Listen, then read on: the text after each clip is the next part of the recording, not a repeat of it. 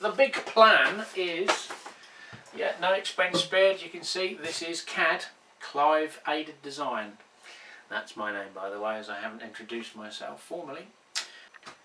I know it's a strange surrounding for a railway channel, just as the fridge kicks in. So excuse the little whining background noise, but welcome to this new channel. I say new channel because I currently do have an existing one that's about 6 or so years old and about 1,000 subscribers, which is why there is a strange looking train room with pipes and stainless steel vessels and big glass fridges, because they generally hold a drop of the magic liquor. Excuse me, I just gotta wet the tonsils. But this isn't a beer channel, unlike my other one. This is going to be my railway channel. So I thought that I would create a new separate channel for model railway. So without boring you with the last take that I made, you don't need a biography, do you? But basically, yes, I had a train set as a nipper, and then lost interest, and you know, you never have enough room. You certainly didn't have enough pocket money, and the hobby sort of parted ways. And it wasn't until the 90s, when I was in my very late teens, about to buy a house, settle down, that I happened to purchase another little railway train set, rather like the one I had when I was a kid, except this one was a passenger one, a little, I think it's the Rural Rambler, same as the Caledonian, little blue four-wheel coaches, etc. And that's where the journey, I suppose, really started, because I ended up with a house with 3 bedrooms. The 3rd bedroom got turned into the room for the layout. Then, as young married couples quite often do, we ended up deciding to start a family. So it got chopped, put up in the loft, in the hope that one day I would have have a room back and not a second son. So we ended up, eventually, Mum and Dad gave us a little bit of money, and I bought a fairly decent-ish shed. But, you know, good solid construction, not one of the thin, nasty B&Q types, which is sufficed for several years, on and off with the hobby. As many of you probably know, you don't always stick with it. I have other hobbies like this one, making beer. Ended up building this room inside a big shed to cater for that hobby. And I had the same with a nice shed, nothing too extravagant. It was just, you know, an extension of the 2 ovals. And well, I'll show you what it was being the operative word. Right.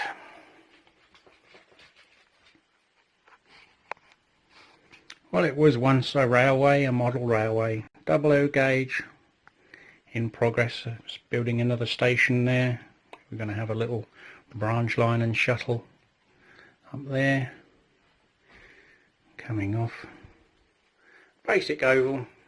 All I could fit in here is a 10 by 6 shed. As you can see, it looks a little bit worse for wear, a bit neglected.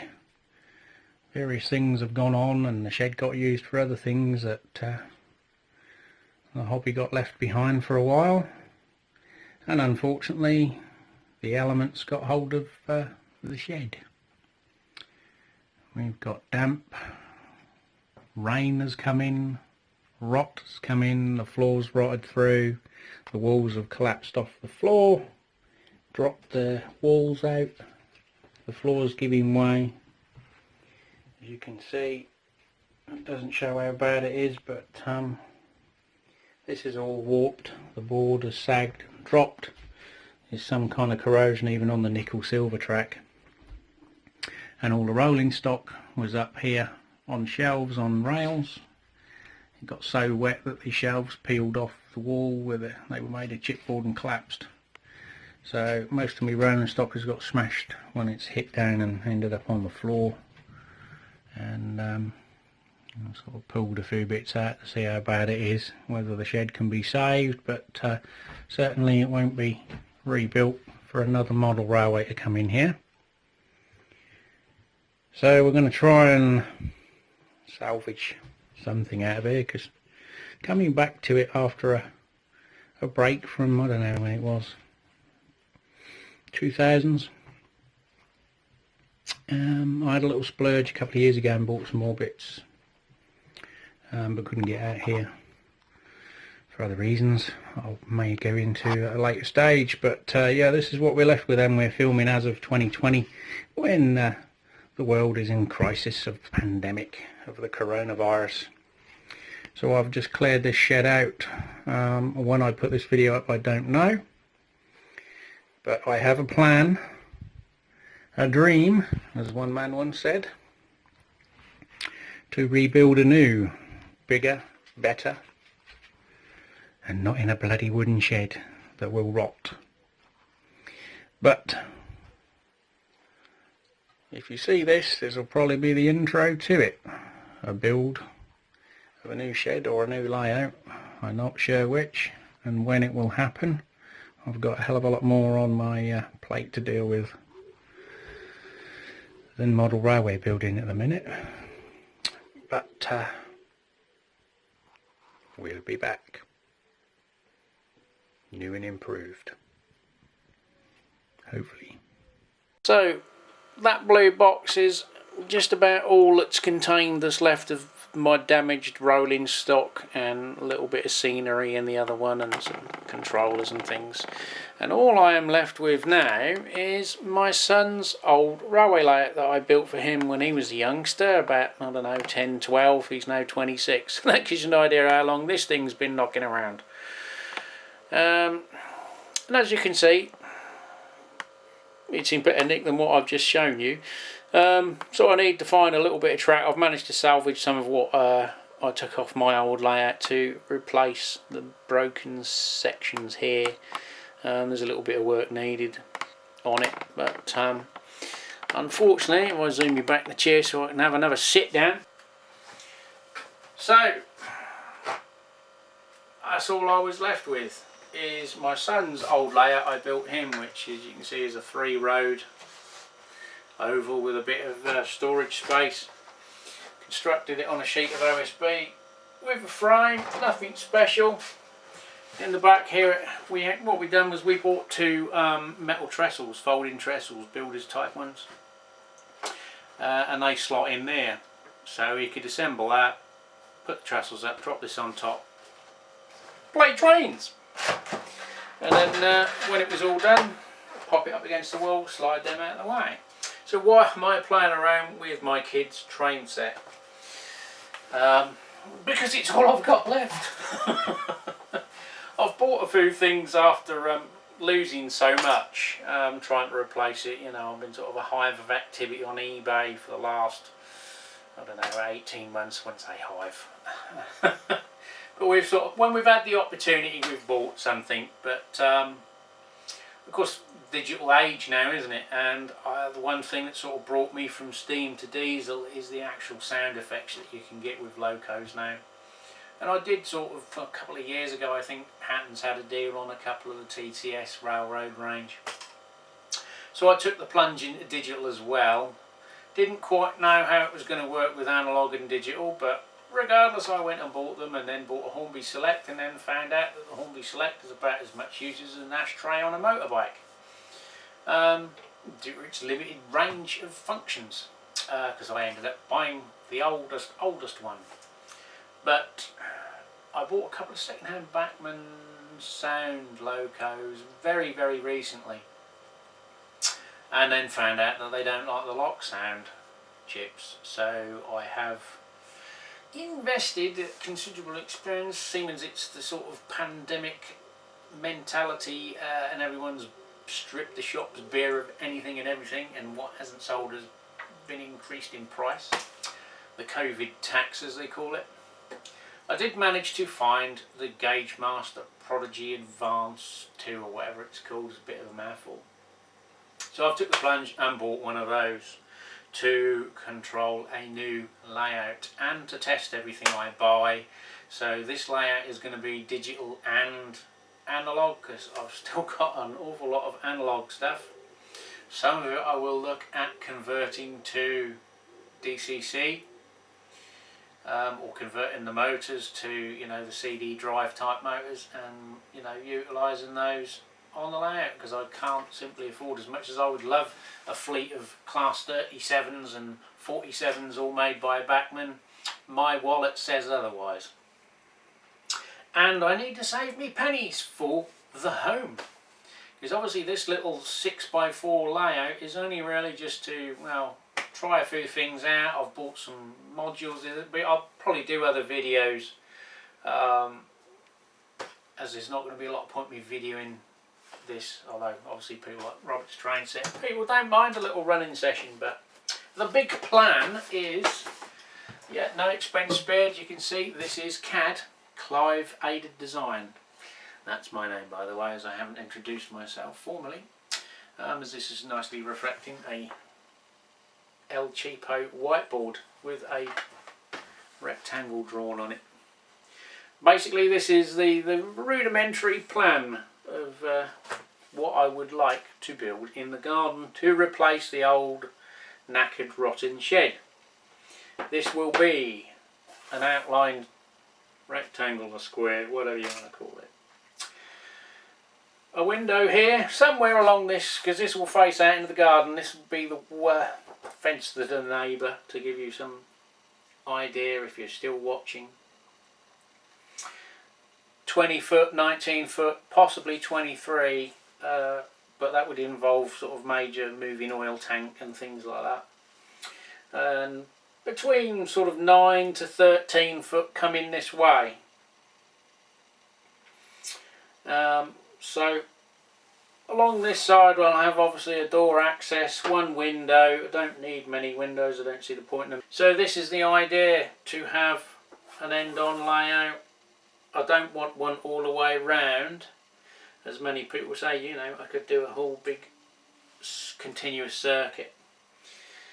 The idea is, because I don't need to go into great detail or whatever, I possibly am going to end up in a wheelchair in the unfortunately not too distant future, years rather than months, but which is why I'm sort of on a time constraint to try and get this everything done within the next 2 years, because I've got a lot of other things I'm juggling on my plate. So it needs to be wheelchair friendly. So the layout is going to be lower than a traditional layout, because obviously I will end up sitting lower potentially. And it's going to be AKA 1980s, 90s, same sort of line as Dave's, Dean Park and Everard, you know, 1980s. That's my era. I was a youngster in the 1980s to sort of leaving my teenage years in the 90s. But I still like the old steam. I grew up literally a stone's throw from the old Kings Lynn to Hunstanton railway line, just as it sort of got mothballed and eventually ripped up, which I think is where my interest from railway comes from, living literally on right level, you know, to the next to the track. And at one time my dad was a fireman on the Midland Great Northern.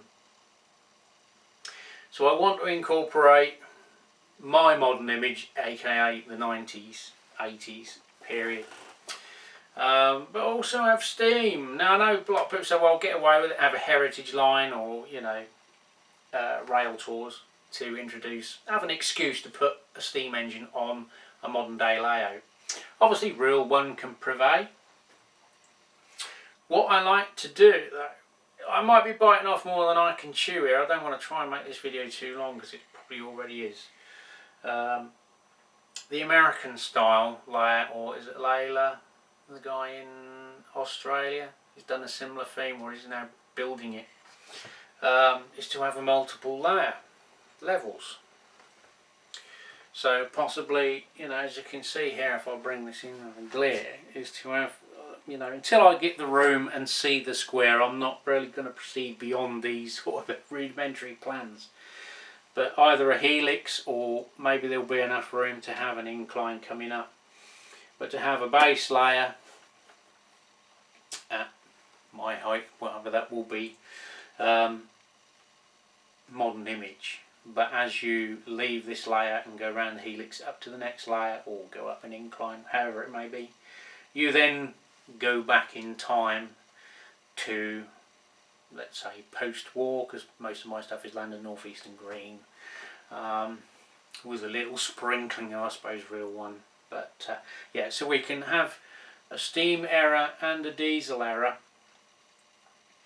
and it will give a greater run length to the train, rather than you sort of seeing it reappear after, well, literally less than a few minutes, isn't it really, even a modest size layout.